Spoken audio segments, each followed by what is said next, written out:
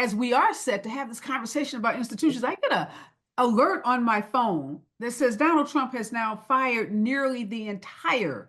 entire civil rights branch of the Department of Homeland Security, Mhm. gutting a government office responsible for conducting oversight of Trump's immigration crackdown. Mhm. And this alert is one of many that we have been Right. getting throughout the days that Donald Trump has been in office. So I just want to ask you, how are you feeling? I mean, you've been through a Mhm. lot, you've seen a lot, you know the history of civil rights in this country.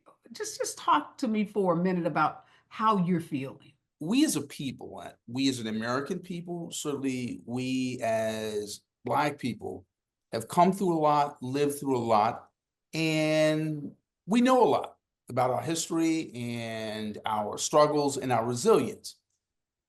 But in some ways, the more you know, the more you're outraged.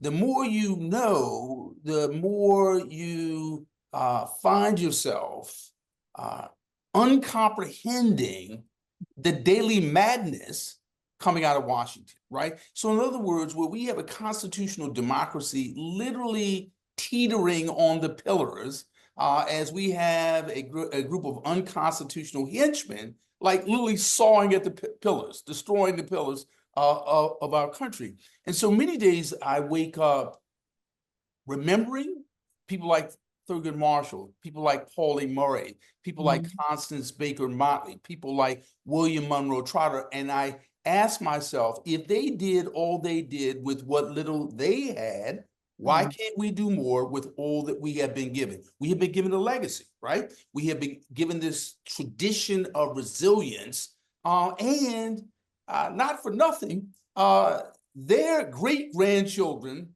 have often been in the streets on the campuses of our universities, protesting, demonstrating, and lifting up their voices. So I say all that to say we can't afford to be depressed. We have to be at work. Yeah, and I love how you frame, and I've been using that same frame myself Mhm. when I feel really down. And I'm talking to my colleagues, my friends who are feeling the same way, reminding myself and them as well about how much got accomplished by those civil rights icons you just identified Mhm. and how little they had, right? And when That's we right. look at what we have to work with, That's right. not to mention, the internet, social media, the Mhm. most advanced technology ever. We cannot allow the chaos, which is what it is, the sheer volume of chaos That's right. to defeat us in this moment.